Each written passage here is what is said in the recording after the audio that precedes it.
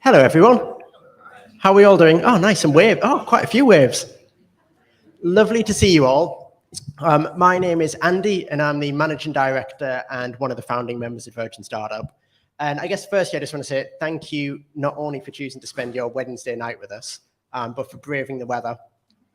It is not the nicest of evenings, so thank you very much for coming down. We've got an amazing speaker who we'll introduce you to shortly, so I'm sure you will be rewarded. But just thank you very much for that. For those of you, sorry, got something stuck in my throat. For those of you who don't know much about Virgin Startup, we are a not-for-profit organisation, part funded by the Branson family, and we exist to help founders in the UK to start and scale early-stage businesses. And we do that in a number of ways. But what I want to do is just kind of highlight three things that I thought might be particularly relevant to people in this room tonight. So the first of those is something called the Startup Loans Program. So for early stage founders that have either got an idea or in their kind of first 3 years of trading, we do business advice and access to funding. And we recently announced a threefold increase in that funding. So historically, we've had around 6 million a year to help fund early stage startups, and that is now 18 million. So over the next 12 months, we'll be looking to fund around 1,500 new startups. So if you're an early stage startup looking for funding and support, that might be relevant. We also run a couple of later stage accelerator programs. One of those is called Empower 100, which is aimed exclusively at underrepresented founders, and it's about helping to unlock their kind of growth and investment potential. Now, that is an 8-week accelerator program that is fully funded, but the deadline for that is actually tonight. So I thought I would squeeze that one in. The application is short, but if anyone wanted to join the next cohort, the deadline for that one is this evening, but we will be running another 4 accelerators next year as well. And then the final thing I just wanted to mention is a brand new investment readiness bootcamp that we launched yesterday. So this is a new 3 or 4 day program that's designed to kind of distill down the things that you need to know when you're thinking about raising equity investment. So I just thought I'd mention those just in case they're relevant to anyone, and you can grab anyone of the Virgin Startup team to find out more. The final thing I wanted to do just before I introduce our wonderful host, Natalie, is just to say a big thank you to our friends at Virgin Money. So thank you to their support. We're able to make events like this free of charge, and also kind of reach many more founders around the country each and every year. So a big thank you to Virgin Money.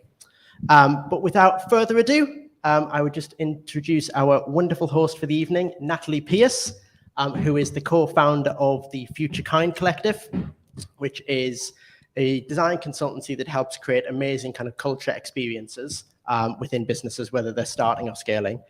So please do check out the Future Kind Collective. I absolutely love them. But without further ado, Nat.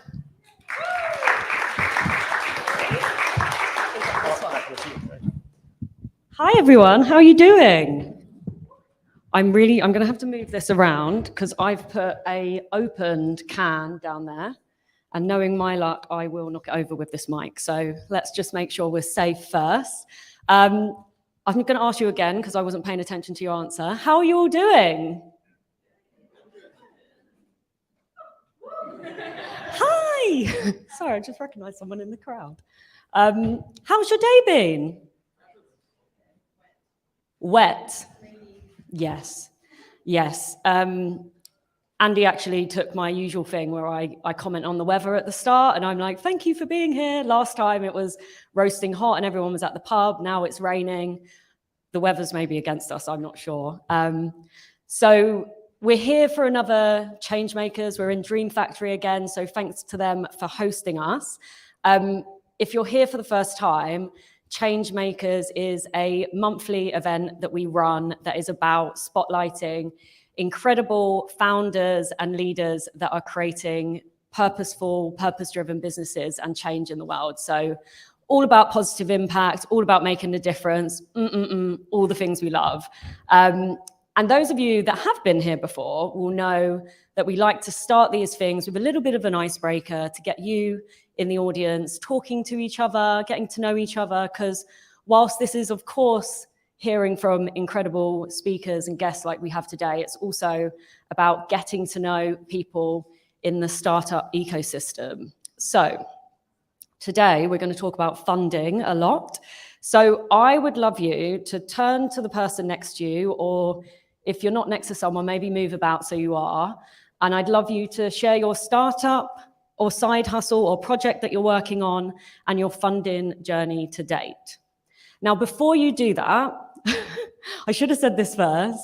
Last time I did this in this space, when I tried to get everyone's attention back, I was literally having to scream into the mic like a banshee, and no one was listening to me. And this is recorded. So if you want to see one of the most embarrassing moments, you can look back at that, look at last month's time. But this time I want to try and avoid that. So when the time's up, I'm going to do this. And if you see me doing that, I want you to put your hand up and do this as well. So if you've ever been to a festival, you're probably familiar with this. This is how you find your friends. If you're not, then you can use it next time. So if you see me doing this, you need to do it as well. And hopefully that will let everyone know that it's time to move on. Okay?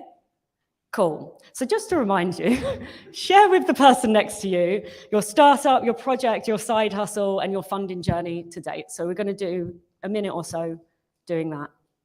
Over to you.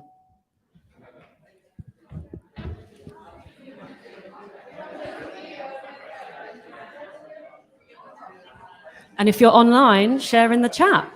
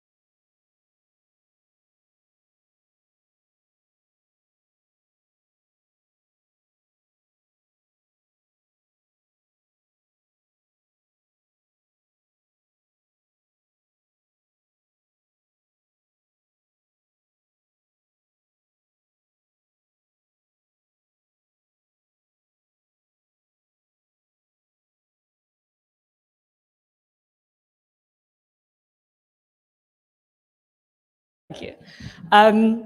Awesome. I hope you had some interesting conversations about the projects and things that you're working on. I always get FOMO at this point that I don't get to have those chats, but do tell me afterwards. I would love to hear from you all.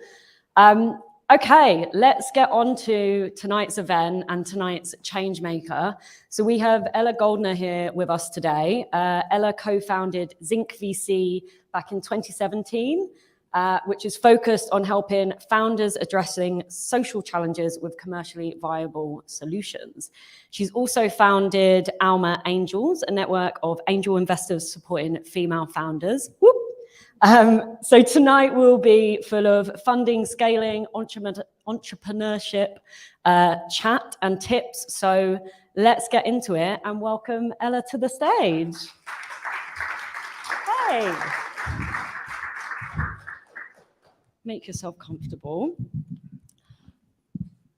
Hi. Hi. It's Thank lovely you for to being have here. you here. Yeah, and thank you for coming out. And I think I was going to say, I'm sure you came out to meet other people. So we'll keep it short, and then you can get to the fun part and get to know each other. Because no pressure. I'm not good at keeping it short.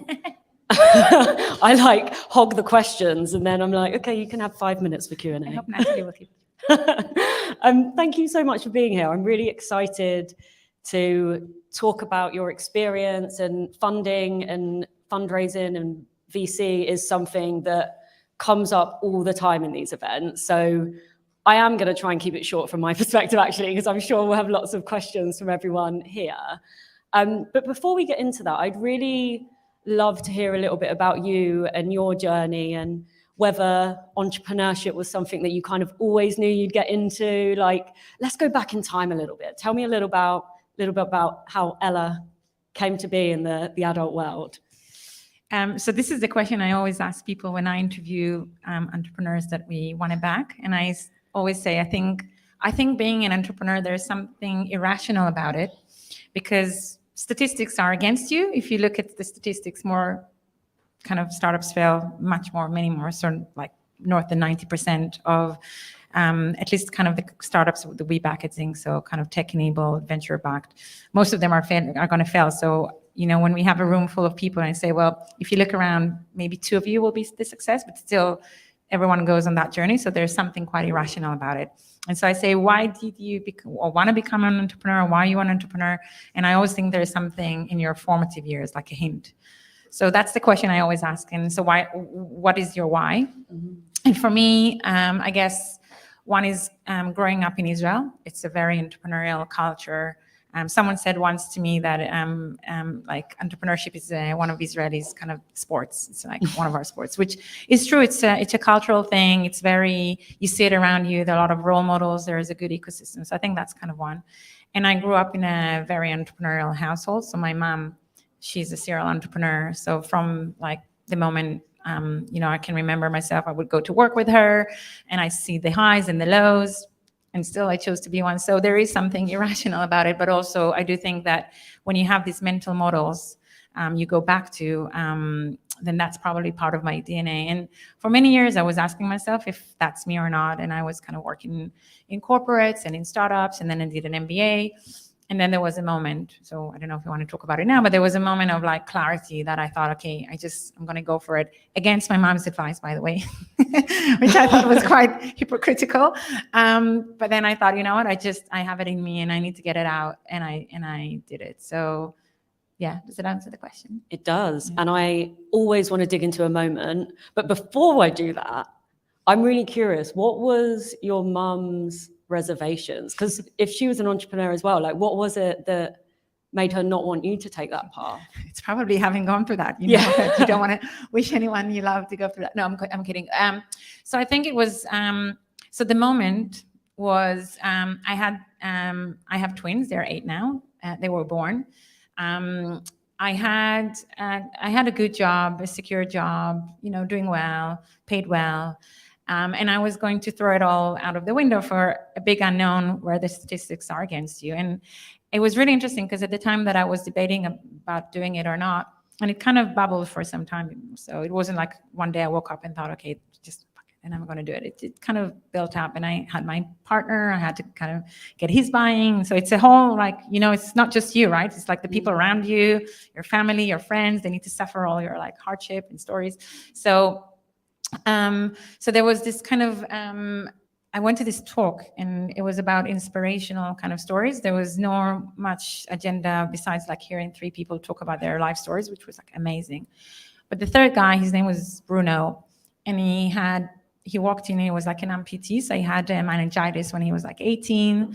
He was studying, and then suddenly one day he fell ill, went to hospital, had 1% chance of survival, managed to get through it. Then again, another 1% managed to get through it. He wakes up and realizes he has no arms and legs. And he was like saying how he was lying in hospital, and the doctor said to his mom, like, he'll need like 24/7 care for the rest of his life. This guy is now in London giving a motivational speech. So you see kind of where he's now. And he said that there was a moment where he tried to get up and his mom was like, no, let me hold you. You can't do that.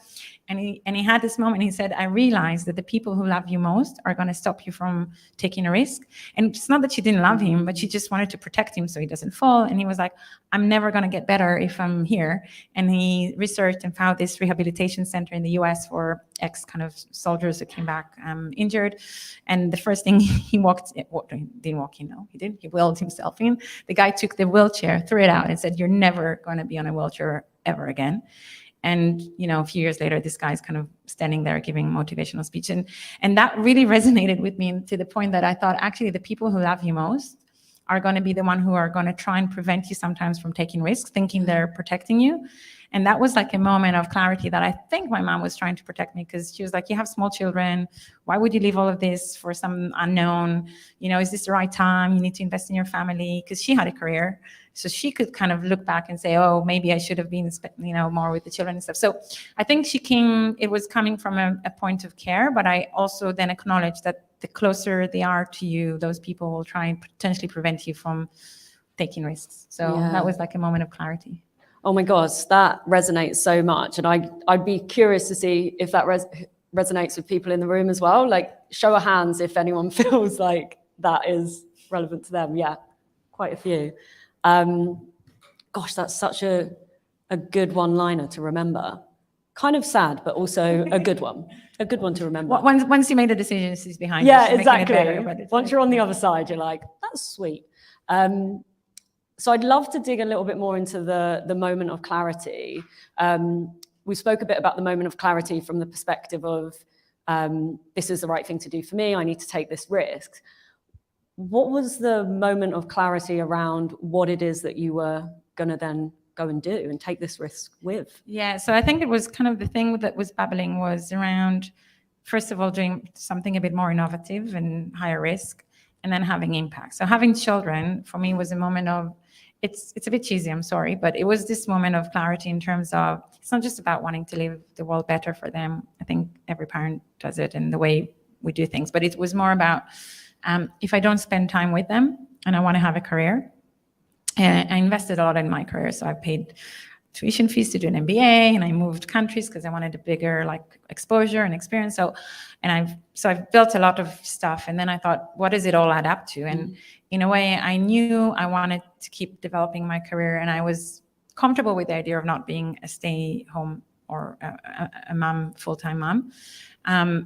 But I thought, okay, if I'm not with them, it has to be worth my while, and it has to have impact. It has to have a purpose, because it's not enough just to keep progressing my career or someone else's agenda. And I think that was the moment of clarity that it had to be mine, but also it had to have impact. And that was kind of a really important moment. So it's not just about the cheesiness of leaving the world better than it was when you got it, blah, blah, blah, your children. It was really the idea of if I'm not with them, it has to have impact. It has to be worth it. I need to go back and look at them and tell them, I genuinely, I think I've missed all their Halloweens because we started the Venture Builder in October every year. And for some reason, it always happens that we're going away. We have an event. I'm really bad at connecting my personal life to my business life.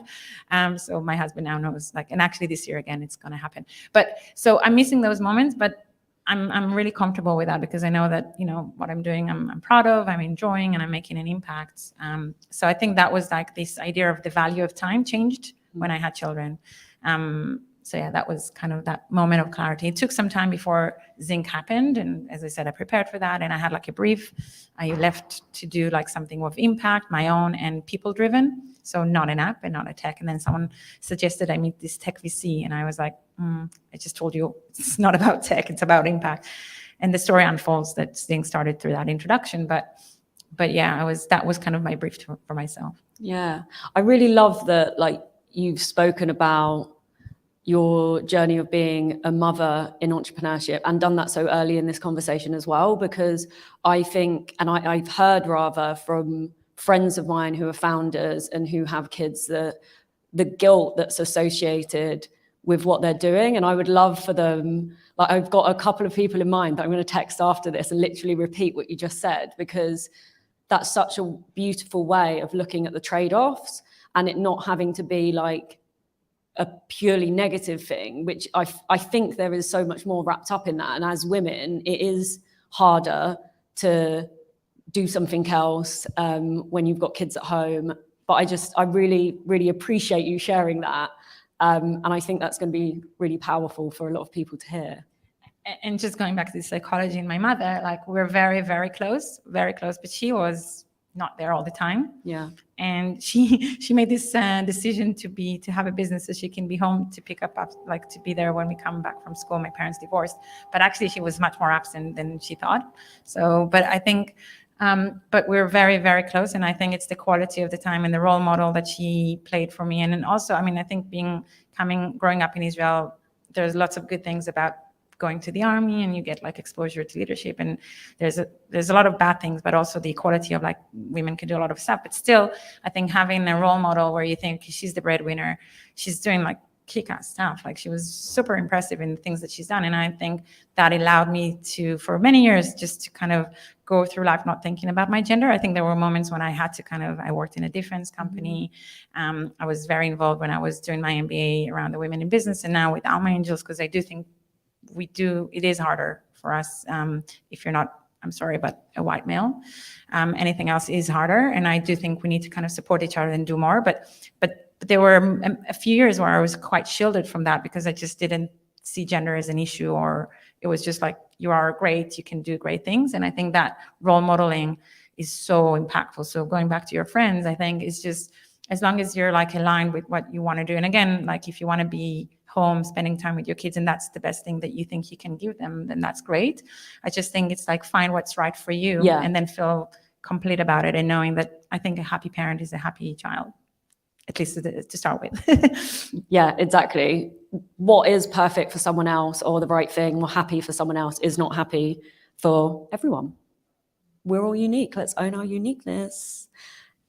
Anyway, before I start chanting about being yourself, let's talk about Zinc's mission. So Zinc's mission is to create new companies that address the most challenging social issues in the developed world. Love, love, love, love.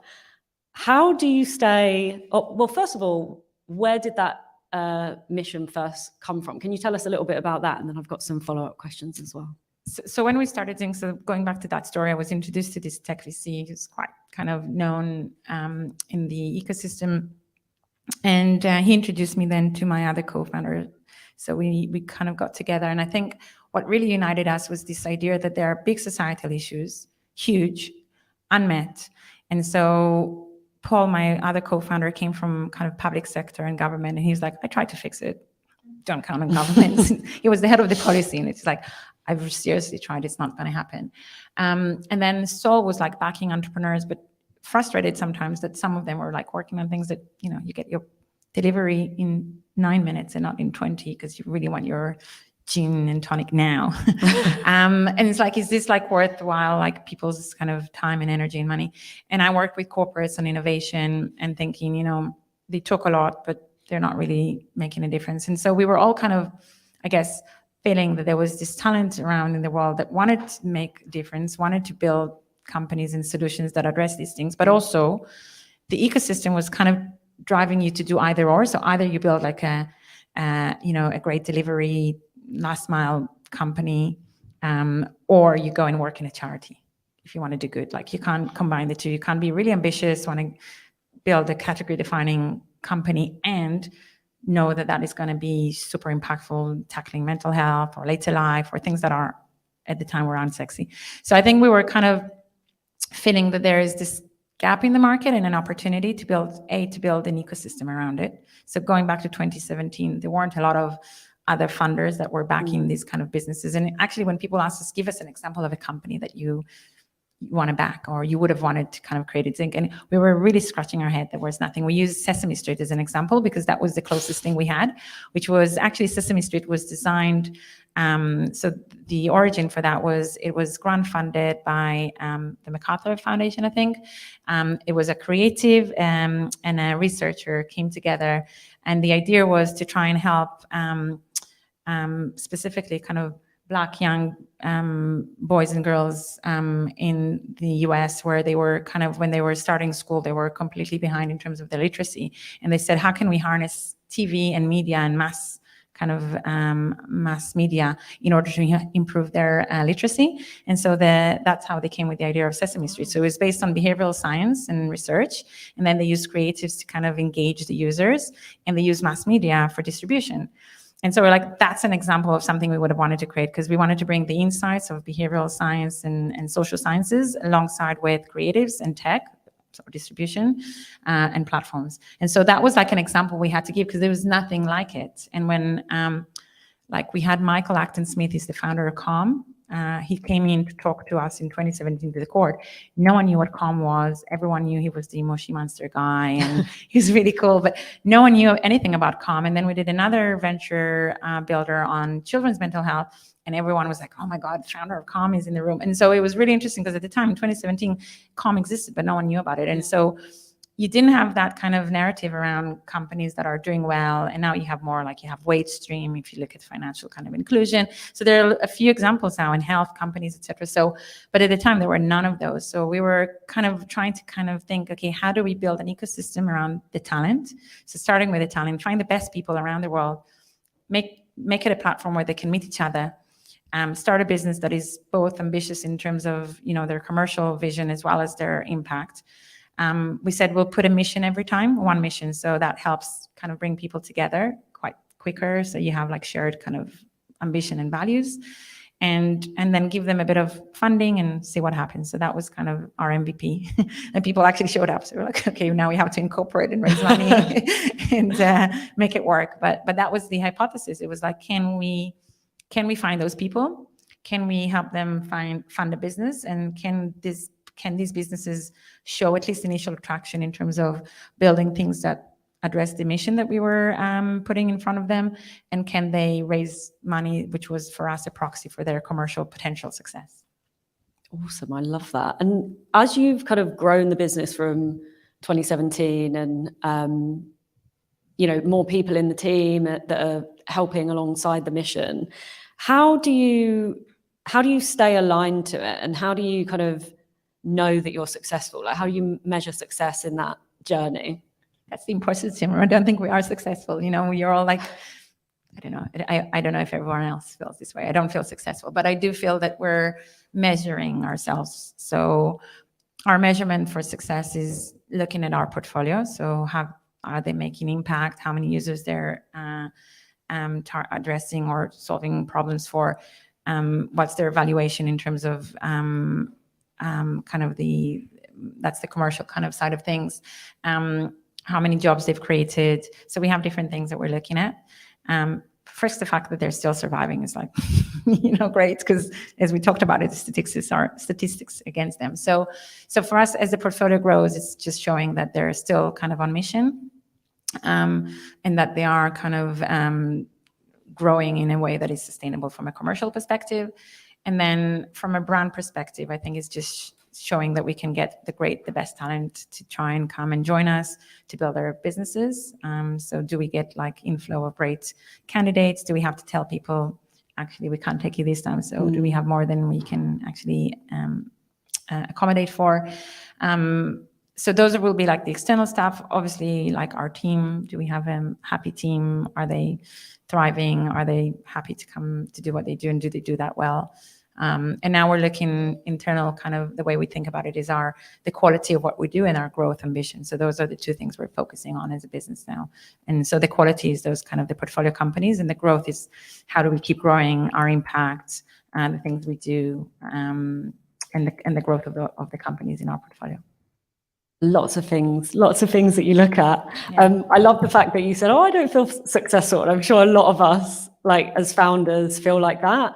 So the first thing to just note for all of us is that it's very normal to feel like that, regardless of whether you started in 2017 and you are still going, or whether you've just started out. So I think that's a super relatable thing for us all to remember. But it always feels like there's more to do. Something that I'm really curious about, and I was really excited to talk to you about this specifically. So something that I talk about a lot is the idea that you can be purpose-driven and profitable at the same time. And I know that that's something that's really important to you and Zinc as well. And the more that I've been in the startup space, and I do a lot of startup accelerators where I talk about purpose, vision, and culture and values and things like that. And when I first started doing those, I was quite alarmed the amount of people that I would have conversations with on those accelerators about that, where they would say, like, how can I deliver this impact for the community and be profitable at the same time? Like, it felt like it was almost like a bit of an icky, like shameful thing. And I have a really strong point of view on this, but I'd love to hear a bit from you about what that balancing of social impact and financial stability looks like, and how, well, what would your response be to that kind of icky feeling that maybe the two can't coexist? I mean, that's our reason for being. We're trying to prove that you can be both. And more than that in order to gain the impact, you have to be really commercially savvy, ambitious, successful. Otherwise, you can't deliver on your impact. Yeah. And so that's kind of, for us, that's the whole point of Zinc, is to grow a lot of success stories that people can point to. And I think it comes down to a few things. One is, I think people should be feeling unapologetic about it. So that I am unapologetic. I want to make money. I want to make my investors return their, more than return their investment. So 3, 4 exit, 5 exit if I can. And I want to reassure them that also their money has gone to build things that really matter and help move the needle on things like climate and mental health and later life and financial resilience. So that's kind of my reason for being, and that's what I'm there to prove. And I have skin in the game. That's kind of my upside is tied to this kind of being successful. So that's kind of one. The second thing I think is finding business models that allow for that. So I think it's not about doing good here and doing well here. It's about aligning the two. So how do you build businesses that the more impact you deliver, the more successful you are. And that gives you more permission to charge more and then do more of that. So I think it's just being more innovative. That's why it is harder. I genuinely think building businesses is very hard to start with. I think building scalable kind of high growth, fast-paced businesses is even harder. And then I think if you're trying to do that in kind of an impactful way, like from a mission perspective, it's even harder. So it is hard, and that's why I think we want to exist as an investor to help people go through that journey.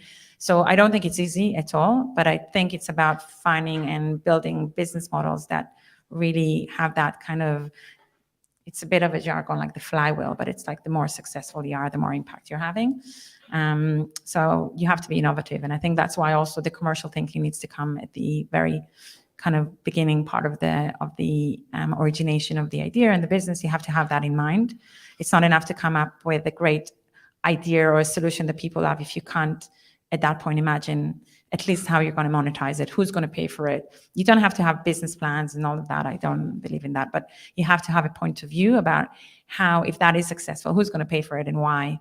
And I also think the other point that I think charities are amazing and what they do and they need to exist. But I think when you have that commercial mindset, it means that you have to deliver something that people are willing to pay for. Then the value of what you're delivering has to be 10x, because if it's a charity and it doesn't have to no one needs to pay for it in terms of the user or the beneficiaries, the bar could become a bit lower in terms of the value that you're creating. Whereas if someone has to pay for it, someone needs to see the value.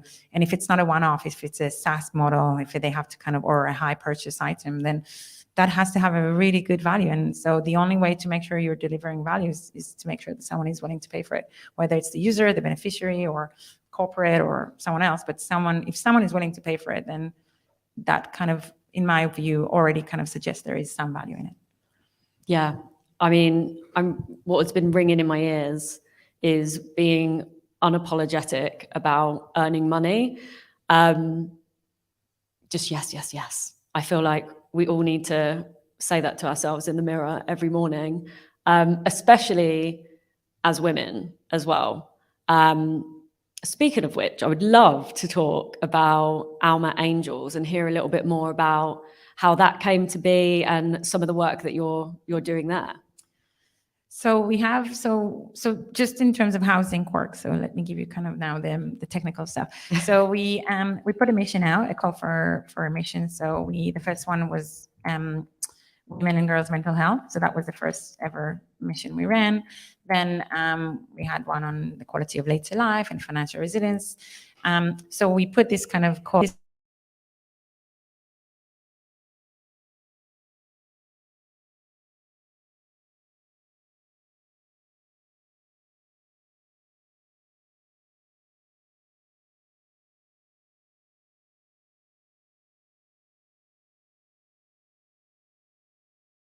later life. You might have worked in a charity or worked in a corporate, product, tech, researcher, academic, policy, there's a reason why, you want to be building a company in this space. It might be a lived experience, so you have this kind of experience that is relevant.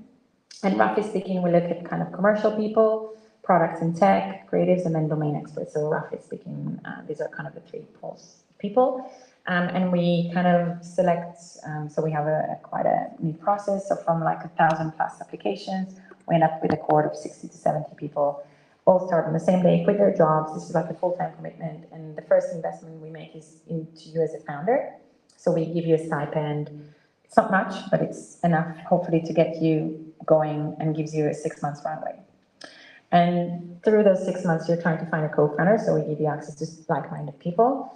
You want to find a problem within the mission that you really want to be focusing on.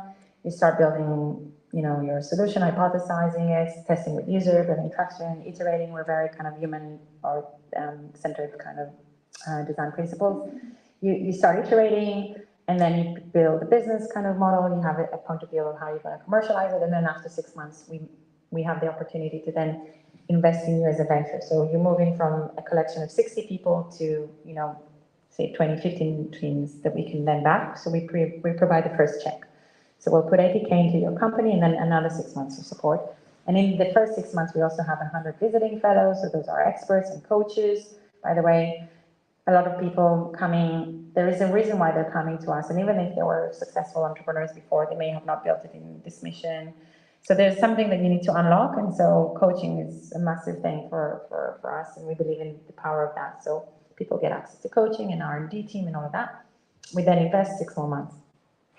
So we attract diversity of in terms of background, in terms of demographics. So which is cool because I'm really fortunate to be working in a sector, or the way Zinc operates, it attracts a lot of great people. We don't have to really, I think as opposed to a lot of other tech investors, work really hard to get a good pipeline, because I think by design, by being mission driven, we attract the best people, and the best people are just distributed evenly.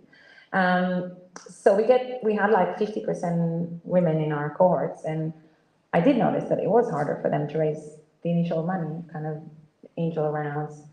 And the reason is mainly because they don't have the right networks. So if you're a woman, you're less likely to have worked in investment banking or consulting.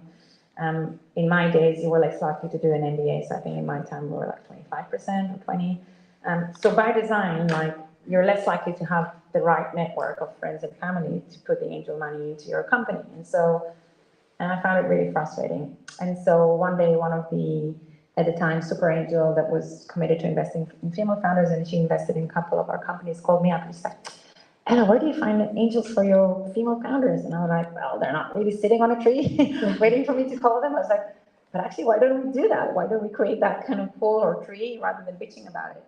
And so we then called another friend of mine who was mentoring a lot of our female founders.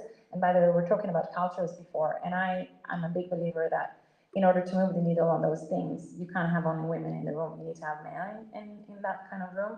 And if you don't have in the founding team a man, then it's going to be harder to attract them into the community. So he's a man, but also a very good investor, was champion of a lot of our female founders, and someone that he built a lot of communities.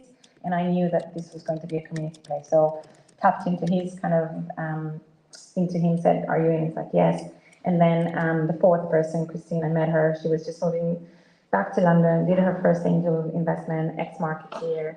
And she was like, okay, we need also that kind of skill. And she was really passionate. It was like, she's the kind of people I want to have, because she was committed. She invested in a female founder. It's like, I want to do more of that. It's like, okay, you're like our target audience. So the four of us started Alma Angels as a way to kind of build a community of angels that were committed to investing in female founders, that they wanted to write checks into female founders. They also wanted to be part of a community. So some of them are more experienced angels. Some of them are just doing the first angel investment, and that was part of the value proposition to all of them. And again, MVP, we had a breakfast with a few of them, then started a community, obviously end of 2019, so 2020, COVID hit. And actually it was really good for us because we were able to grow the community quite substantially over virtually. And so the idea was to try and create a pool of people that you can call up on and say, hey, here is a female founder investing, do you want to have a look? And so through Alma Angels, we've raised, I think, over like 5 million, don't know now if it's dollar or pounds. I think it was dollars at the time, but now we've raised more, over 150 deals. In the network, we ended up having 350 angels. We scaled it back a bit, so we did a bit of a house cleanup last year because we thought there were a lot of people who thought they wanted to be part of a community, maybe thought they were going to invest, they didn't. So we're like, it's really important that people actually deploy capital, and it doesn't matter if they sometimes, and that's going back, I think, one of the questions around angel investment, even if they put 5K, sometimes the value that they bring is so much bigger than that. It's their network, it's their expertise, it's having a sounding board, especially in the early days, it just needs someone to kind of be there with you. And so we were really encouraging people to put any amount of money, but just be part of that kind of journey. And that's the way for them to learn if they're first-time investors. But a lot of them are operators, so they might be working in a relevant kind of industry, and they can bring a lot of value that is way beyond their money.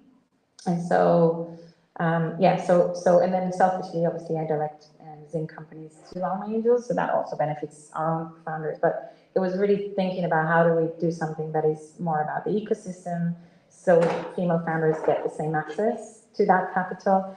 And going back to this idea of the founding team, 25% of the members are men. So like whatever you have in your founding team is going to translate, I think, unless you, again, you have to really consciously think about it. But I think it's easier to think about it once, have a right kind of starting point, and then you don't have to think about it much later. Whereas if it's not naturally what you do, you have to keep correcting for it. So that's my tip around cultures and stuff. But you're the expert. It's not about me, it's about you. Yeah, you're right. I'm conscious of time and I do want to open up to Q&A. So my final question before we open up to the room is I'd love to hear what your advice would be to founders who are thinking about raising investment, or they've seen that everyone they know who's a founder is raising investment and they're like, oh, I probably need to do that. Like, what would be your advice for someone who hasn't gone down that route but is starting to think about that? So I think the FOMO of everyone else is raising money is like the really wrong motivation. Don't do that. Like it's so like hard and hard. Yeah, it's hard. So if you don't have to, don't do that. If you think it's the right thing for the business, then I think first of all ask yourself what kind of capital I want to take. VC capital is very specific. I think 1% of businesses actually get VC money. VCs are designed to do something very specific, so you have to really fit their way of seeing the world. So if you know how VC models work, then you have to be what we call a fund returner. So you have to think that you can create like 100x on the investment. It's a very, very specific and narrow way to see the world.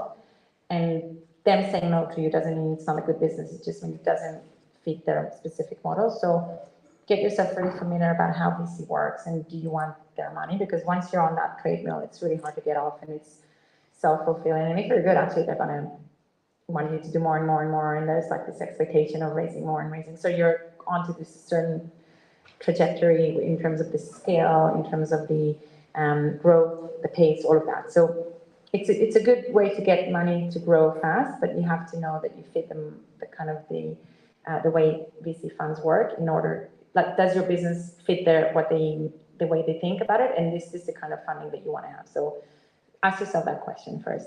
If it's not VC, I think, again, with angels, just think about what's the purpose of the capital, how are you going to use it, who you want to have there with you, especially in the early days. It's really important.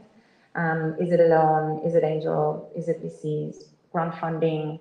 I think the reality at the moment, it's really hard, and I think underrepresented founders are suffering more. I think the risk aversion is higher these days for VCs. The world is getting harder for them as well to raise funding. There's a lot of reason why it's happening in interest rates and all that. So if you're going down the VC route, it's a very specific one, and it is harder. And if you're underrepresented founder, you have to be really mindful about it. If you're going through angels round, find again, angels are usually people who believe in you at the start of it. So find ways to build that kind of credibility, your relationships, penetrating those networks would be another one. Anything you can do, again, to show traction, even if it's small revenues, I think goes a long way on all of these type of funding, whether it's angels or VCs or others. I think like this startup kind of program here is amazing, and knowing that you're tripling your investment is like, wow, that's brilliant. So good to hear. So there are other kind of programs, and just so think what is right for you. What are you trying to achieve with that capital? And also imagine if that was successful, where does that lead you? So, and work backwards. So in 18 months time, 24 months time, where do I want to be?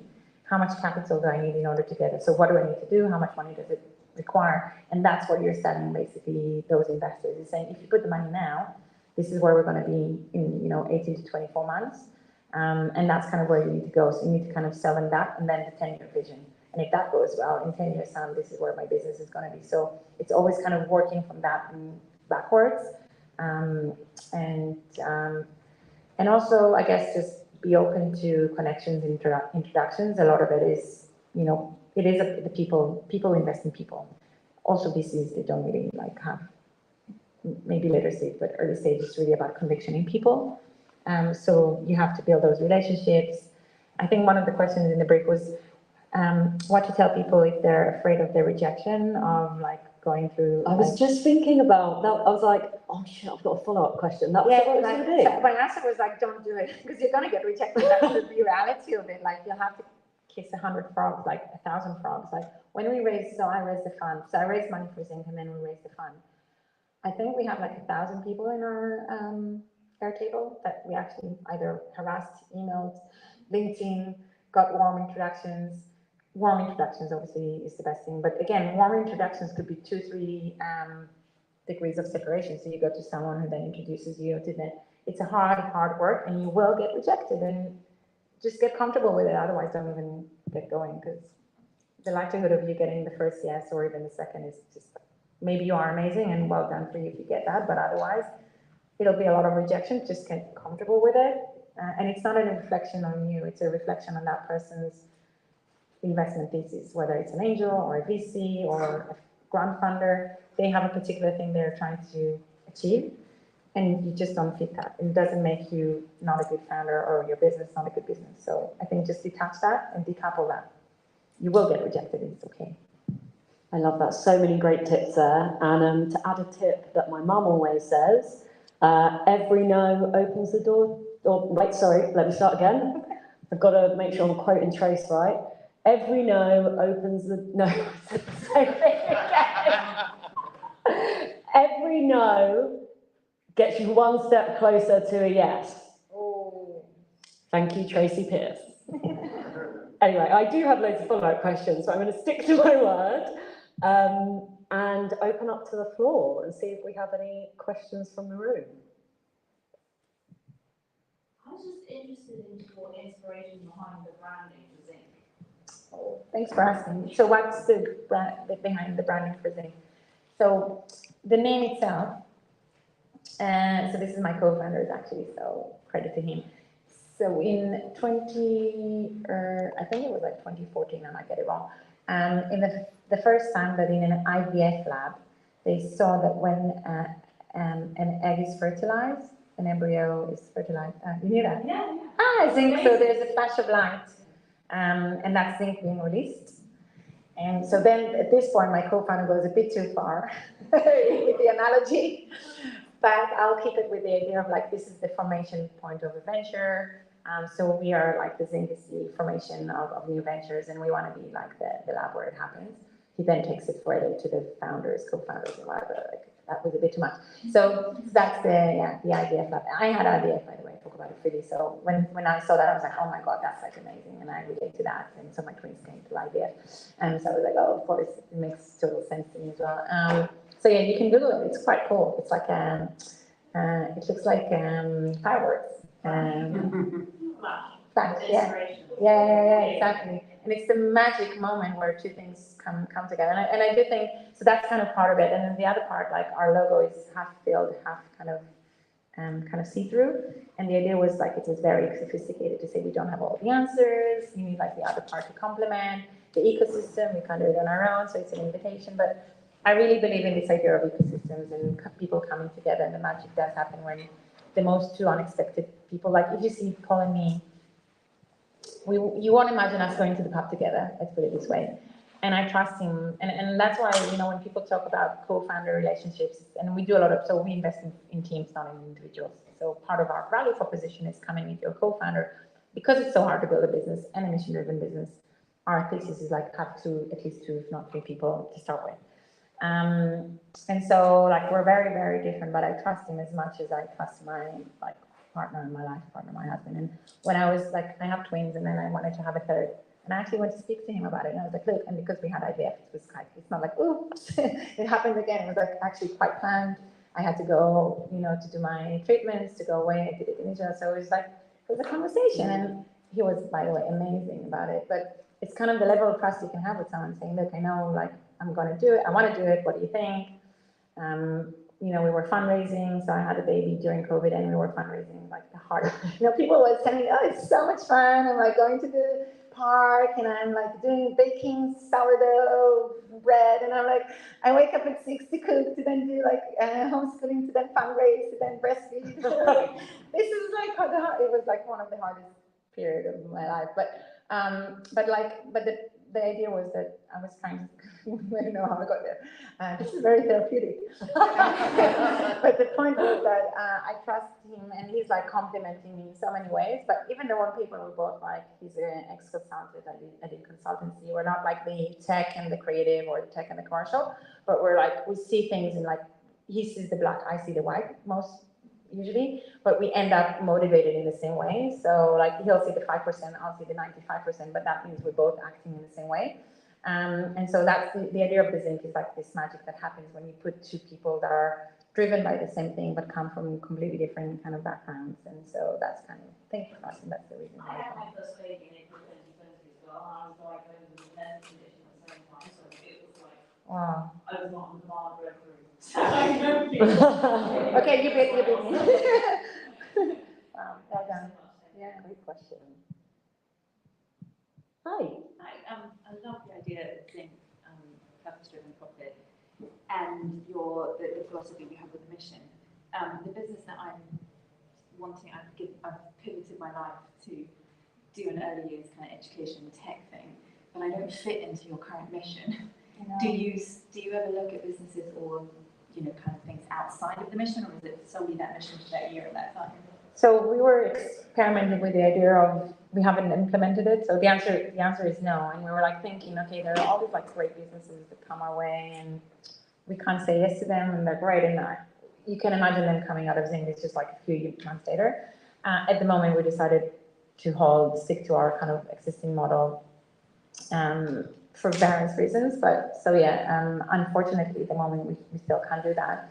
But it does feel like we're leaving a lot of money on the table, like in like literally and philosophically. So first of all, amazing that you're doing it, because like as a mother, I just like, we were talking about it, like if we started all again, like I would want to do something in education. I think it's such a burning platform, like it's horrendous, so much opportunities with tech and AI. So first of all, thank you for doing that. And at the moment, the way Zinc operates, it has to go through our kind of quite structured way. There are other amazing investors, Emerge Education, I think they're called Bird Eye. Yeah, it's like a tech investor. So there are a few interesting investors in the space, but it's hard. It's really hard to get a tech right. But there are a few kind of great funds. So good luck. I hope you're successful. I forgot to say at the start, thank you for sharing what you're working on. If you want, when you ask a question, if you want to share your name and your startup or your company or what you're working on, that would be awesome. Did you want to share yours, by the way, because you didn't get to do that? Yeah, my name's Natalie Hullard, and my idea is around using tech to increase empathy and aesthetic connection. I'm a spiritual teacher, so I spent 10 years trying to do that without tech. It's like I found a way to basically do it with tech. So There's her name is Emmy. I'll try and find her last name if you come to me after that. She's Emmy Fowles? Yeah, but that's kind of her thing, right? Like yeah. Well, Female Founders Rise. Yeah. So He's we'll, a good person to know. yeah. Great name, by the way. People remember it. And I have a seeding disorder, so this is why I wear red glasses. Well, they look fabulous. Yeah. They really do. You're very I thought that as soon as you walked in. Thank you. I saw some hands up over there. You were first. That time, anyway. Hi, yeah, you. Hi, here's Martin. So I'm executive and personal coach for people going through mid-career transitions and navigating that. So I have two questions. First question was, you mentioned you didn't feel successful. What would make you feel successful? Great question. I don't know. I mean, I think I don't know if I'm supposed to feel successful in a way. I think there's like this continuous search that drives you forward, like to feel that even when like, yeah, I feel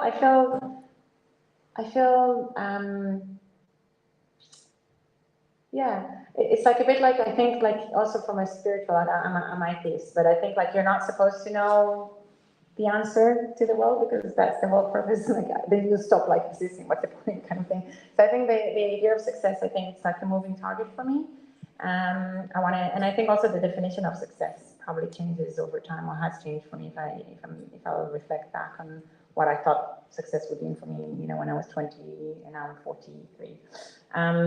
So I don't know that I'm aspiring to get to a point where I feel. I think that that's the thing that keeps driving me to keep going and do more and be more ambitious. I do try and take moments to kind of feel proud of things or feel satisfied and also feel grateful most of the time. Like I think, you know, having great, like amazing family and a business that I really love, and it's hard. Like I want to say also, it sounds like, you know, you're sitting here and talking about the journey and raising funds. It's like brutal. It's like really hard. Like every single, there are moments that you just say, oh, I wish I had like a nice, well-paid corporate boring job, and I just finish off at whatever time, and you know the kids are sick, so I'm just going to be home and not feel guilty. Actually, I feel guilty not being at work more than you know, or not investing enough in what like in the business. So I think, yeah, I don't know if I don't aspire to feel that I've made it like successful. I just feel like it's a continuous search to keep doing and keep reinventing and what success is as well. So. Cool, thank you. And the second question was that your co-founder, so your co-founder being very different to you. Sounds a bit like dating, but any tips for finding a co-founder that fits with what you want to create the world? So this is kind of a lot of what we do at Zinc, is helping people navigate through that journey. So I think it's like letting go of the idea that you need to be like best friends with them, and the analogy of like, you know, marriage. I think there's like this romanticization of like, oh, and we'll be like spending hours in the pub together and stuff. And I think it's just letting go of that. And I think it's just building trust, aligning on vision and values, super important. Some people will get to the work and they test their relationship in terms of, can we build something, are we productive? And then they realize they haven't really had these conversations around like, where do you want to take the business? What kind of funding do you want to have? Do you want it to grow internationally? Will you go and open an office if it's global? You know, what's more important to you if you had trade-offs and stuff? So there's like 50 questions for like founders questions, which I think are quite good because they kind of take you through a lot of that. So we recommend people do that. I think it's through experimentation. So sitting for coffee, I don't think it's very effective. It's like you can have the best coffee in the world, but actually when you need to get going, like, are they going to deliver? Can you trust them to do what they say they will be doing? Don't underestimate the need to validate the things they say they're good at, like actually put it to the test. If they say they can deliver on like business development or coding or, you know, financial model, whatever it is, then see that they can do that rather than them telling you they can. So I think it's about working together, being productive. It is about aligning on the bigger picture. It's a bit like, what's the point of dating someone and then like 6 months later realize they don't want to have kids? Like, ask it in the first kind of few meetings, right? Like, okay, you don't want to have kids, let's not waste time because that's like really important to me. So I think it's like being comfortable with having these kind of challenging conversations. And then, this is my Israeli self. My co-founder learned to live with it, but I'm like, I think having a good argument says you build trust. So it's like going through, I think you really tested the relationship when something bad happened. You went through like a valley of, it's gone really bad, you kind of want to punch him, maybe hate him. And then you come out of it, and we had that moment where we had this like really fine conversation. It was really heated and really emotional, but how we came out of it, I think, built our relationship and our trust in each other. And I think until we had that, again, this is maybe really mean, but I think it's hard to, like, you want to build a trust through something that kind of bonded you, and it's because it's going to get hard, and you're not going to get the funding you wanted, and you're going to run out of money, and how are you going to respond at that point? And you want to find out earlier rather than at the moment that happens to realize you chose badly. So, and it is harder to divorce and break up. It is harder to break up a co-founder and an investor relationship, even harder than divorcing. So that's why choose your investors really wisely. It's really hard to get rid of an investor, and they can ruin your company really if you get the wrong investor. So that alignment of vision and values is really important, especially when a mission-driven company. Are they going to drive you in the wrong direction and just drive growth and profitability to the point that they'll kick you out because they think you're doing the wrong thing? And they can if they have like preference shares and stuff and voting rights. They can kick you out of your own board, and we've seen that before. So choose wisely your co-founder and your investor. It is harder to get rid of them than your civil partner. Awesome. Do we have time for one or two more questions? Two? Okay. I saw you before. Hi, I think she was like way at the beginning. Oh, sorry. You can't see her, so sorry. We'll go yourself and then we'll go you. Oh, thank you.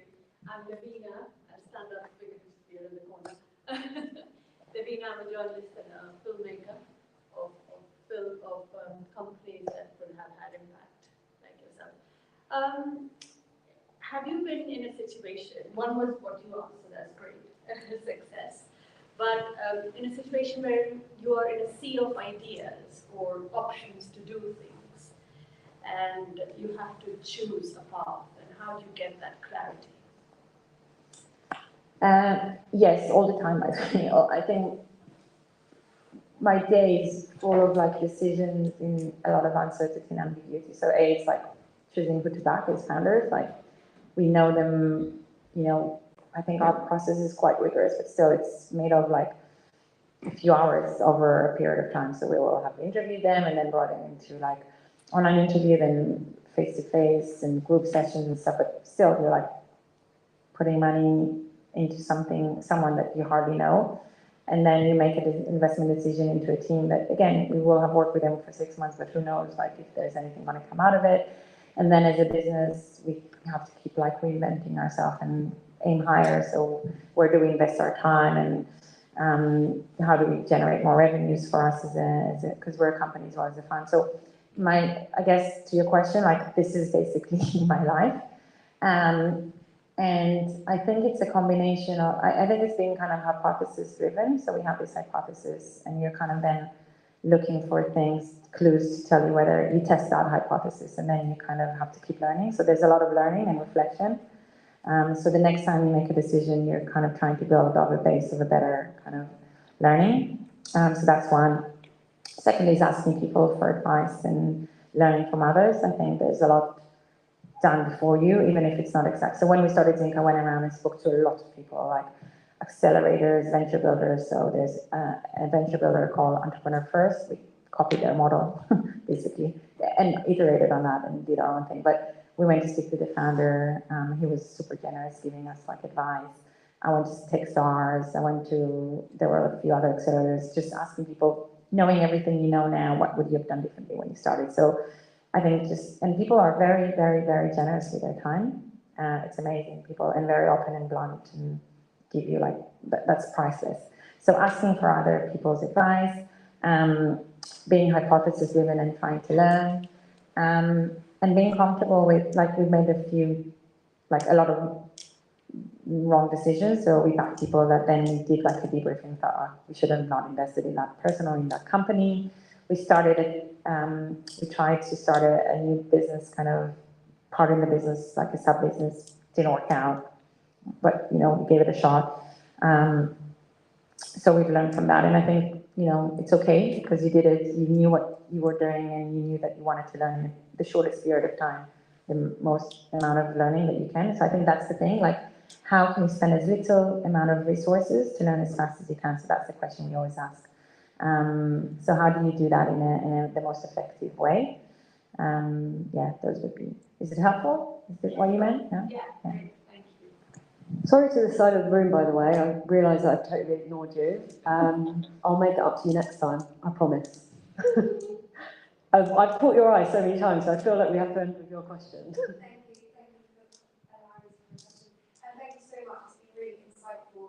My name's Peter, and I started a social enterprise that is providing sustainability training to SMEs, but the USP is that there's young people in the room at the same time, so there's diversity of thought and lots of challenging ideas around the room.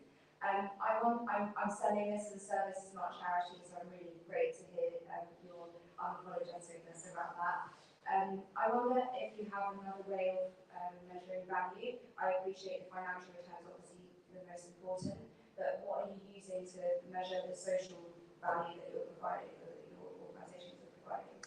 So it's a really good question, and I think so we're going to publish like our impact reports in, I think, like a month time. So look for that. I think what we are looking is like to work with every and each company on their specific measurements, because what we realize is, with climate, we can consolidate and aggregate some around kind of carbon as a way of like having a unified measurement. But otherwise, in most cases, especially around like health and things like that, we have to work with each company to understand what is their theory of change, what they think the impact is that they're going to make, how they measure that. And so we have like an in-house R&D team and science team that works with them and thinking through those measurements. One thing I will say is that one thing that we're feel really strongly about is the fact that in the early days of the venture, so again, in our case, we're looking at kind of tech-enabled, high kind of scalable businesses. In the early days, you don't ask those companies to give you their, measurements of like CAC or, the measures that are the things that you measure when a company is more well-established and they have these kind of commercial metrics. The same way we ask to protect our companies from having to report measurements on their impact, because we say they're still navigating through that, they don't have the answers. So in the very early days around the pre-seed and seed stage, we also tell our investors and the companies that have to talk to their investors to say, look, we know what's our intent is to help women with fertility issues or people with hearing loss or people, reducing their debt or, things like that. So you know what's your intent, who's the demographic, and why you think you're going to be successful. So what's your theory of change? So why the way you're addressing it, you believe is going to change that. And again, for us to invest in a company, we're looking for evidence in the science and either the experimentation they've done or some kind of literature and academic kind of science that suggests that their approach is right one. So in the early days, I think we're trying to get people to be focused on what's their intent and what they're trying to prove, and allow them the time to navigate through that, because that's going to change as your ideas change, customers come back and tell you. So it's really about the engagement in the early days rather than the effectiveness of what they're doing. And then I think once they get to that kind of Series A, then you have to be able, because now that you've landed on a specific kind of solution and a business model and a product, then that's time to start measuring those things in a more kind of coherent way and objective to some extent. And that's where also, as a Series A investor, people will expect you to have certain kind of metrics from a commercial perspective. So that's the time where I think you can expect having those impact metrics. Before then, I think you want to have that flexibility and fluidity for them to really, in the early days, we're finding our feet, right? We're like trying to figure out what customers need. So maybe we started with a certain idea and a solution, and then we're going to have to pivot and change that. So what's the point of like committing and measuring that impact? Because actually we realize it's not about the time to wait for a fertility like treatment. It's the strength of their relationship with their partner that has, because we realize that has like a huge impact. So, because it's going to take time until we figure out what's the one thing that you want to be measuring. So yeah, with our portfolio, we're trying to help them think about the intent and the outcome, and then as they grow, as they establish that kind of product and solution, then help them measure the impact at that point. Awesome. Thank you. Thank you so much. It's been amazing to speak to you. There's so many gems that you've shared. I'm going to have to watch back the video, make notes. Thank you all for being here. Can we have a round of applause for Ella, please?